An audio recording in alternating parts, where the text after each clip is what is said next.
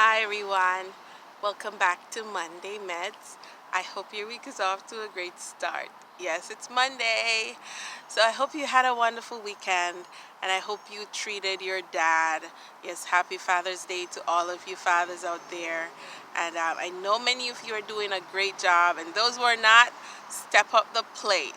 All right, so welcome back to Monday Medz, and for those who are joining me for the first time, welcome. I do have some shout outs to give. And yes, shout out to all those I met at the Reading Friends and Family Day on Sabbath or on Saturday. Yes, it was nice to meet all of you. And shout out to you, Anna. Thank you so much for making that possible, that we could be there and to share health presentations.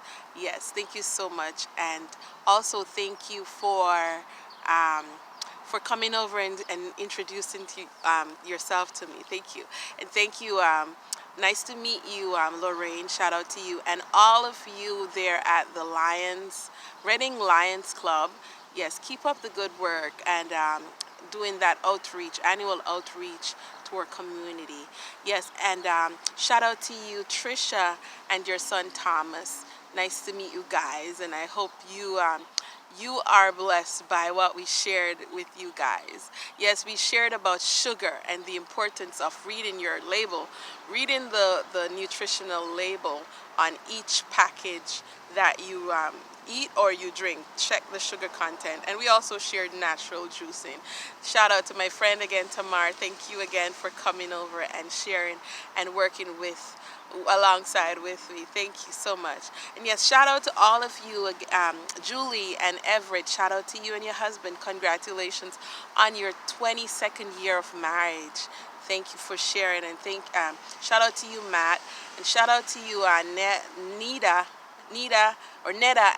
and your parents celebrating 40 years of marriage. Shout out to them, and congratulations to you guys. And shout out to you, Michelle and Brennan. Shout out to you guys. Thank you so much for helping me with my car last week. And yes, I hope one day you'll get married. Shout out to you, Jessica and Nathan. Yes, shout out to you guys and all the best with your dating relationship. Shout out to you, Karen. Shout out to you. And yes, you can love again. Congratulations, Shanna, your daughter. Congratulations. And all the best with your wedding, your upcoming destination wedding. And yes, shout out to you, Caroline. So nice to meet you, and wonderful woman of God. Thank you for sharing and pouring in my life. And yes, we have a sad note. My husband's aunt passed away, and you know, it's not, this is one of the sad parts about marriage, but this is what, as I said to Uncle George, and I'm praying for you, Uncle, that yes, marriage is supposed to be for life. Yes, he lost his wife yesterday, and we're praying for you and the Murden family. Yes, Garfield and your wife, we're praying for you. So they were married for 52 years, and I'm taking the time to point this out because it is powerful. You may ask, why am I spending time on this? But it is so powerful, and I said to him last night that you lived up to what God said we are to do. Till death do we part. Till death do you part. And that is what the essence of why I'm doing this feature on marriage, social health and marriage, is because I want us to understand that when God put man and woman together in marriage, he wants it to be for life. He wants us to be married until death. And so I hope that as we wrap up this series on marriage, this section of social health and marriage, that you will commit, if you're married, that you will commit that marriage is for life. No matter what you go through, you can fight through it together with God at your side, God as your help. You can do it. And so, yes, it's not it's with a heavy heart I do this video.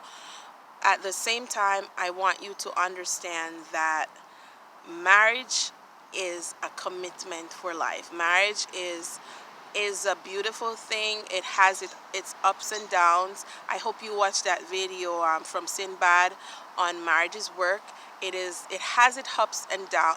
It's ups and down, and we have to be willing to work and to grow in marriage. And so as I wrap up today on marriage, I did mention last week about sex in marriage and spicing up your marriage.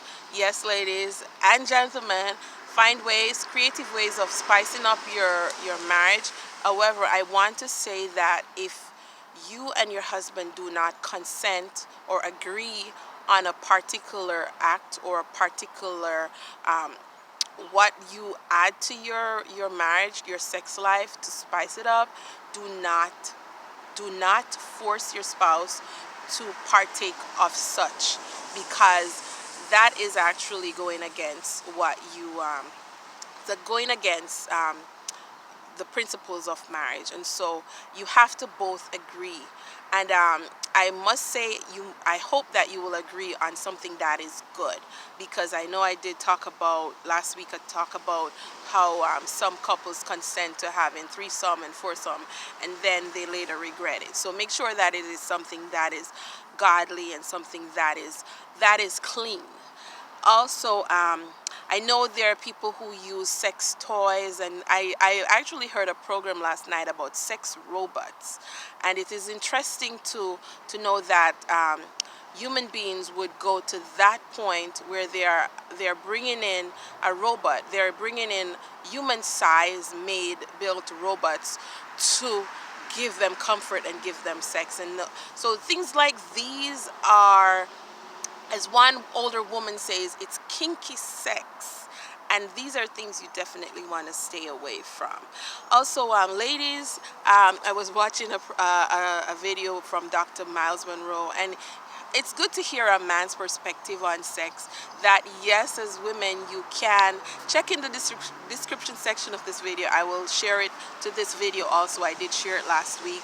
That you can initiate sex. There are times when your husband may not be interested, but you may not initiate sex, but you would want to have sex with your husband. It's okay to let him know, and it's okay to set the pace, to set the tone, and initiate sex. I know the statistics show that some women are more sexually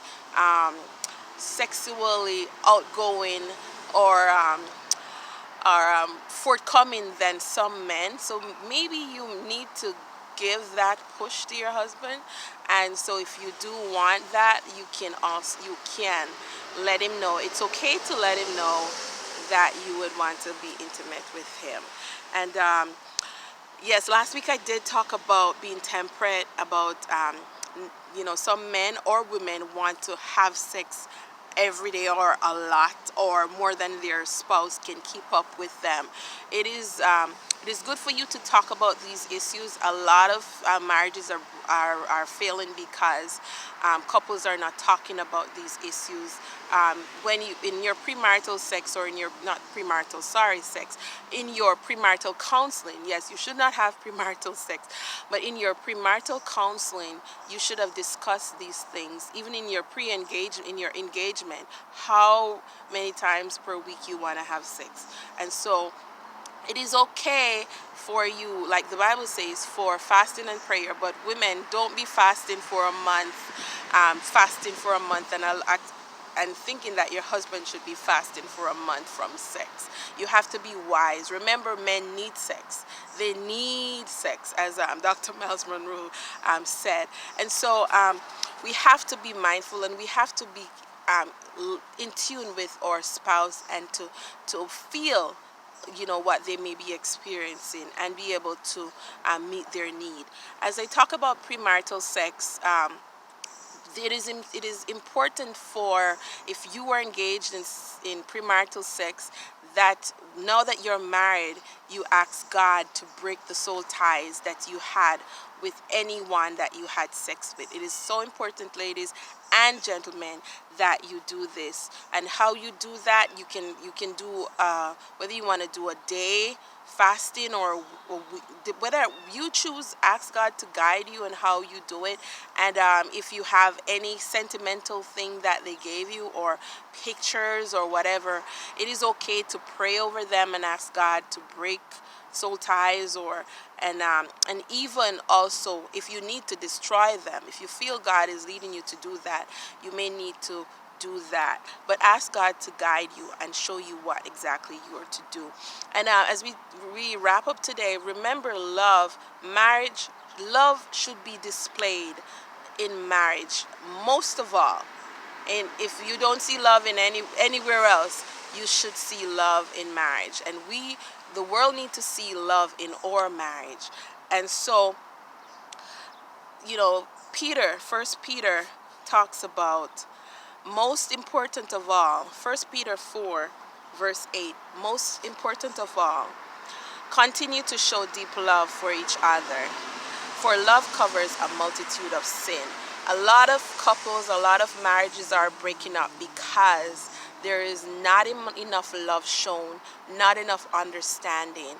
And if you look at the principle of 1 Corinthians 13, you will realize that many times we're not showing love in our marriages. And so my encouragement for us as we talk about social health and marriage, that we will let love be practical, that our children can see love between us as a couple, or as with your spouse. It's okay to kiss in front of your children. Of course, it's not okay to have sex in front of your children, parents. But yes, it is okay to show affection in front of your children, because you're actually teaching them through your actions how they should live when they get older.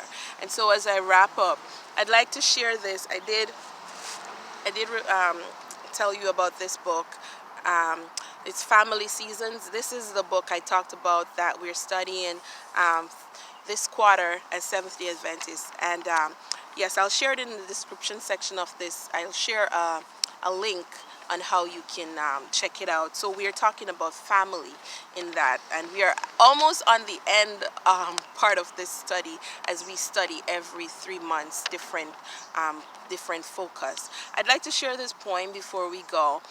And I collected this about 20 years ago, and it says, "Love me without fear, trust me without questioning, need me without demand, accept me without change, want me without restrictions, desire me without inhibitions, for a love so free will never fly away." And this I collected and I kept because I really wanted, this is what my desires were towards the man that I would marry. And I hope that as I shared that poem, I don't know who wrote it, but it's one that I collected some years ago, that it will bring meaning to your marriage, and that if you're not married, that one day you will find someone that you can share this kind of love. A love so free will never fly away. I pray you'll have a wonderful week ahead, and may God bless you and your marriage.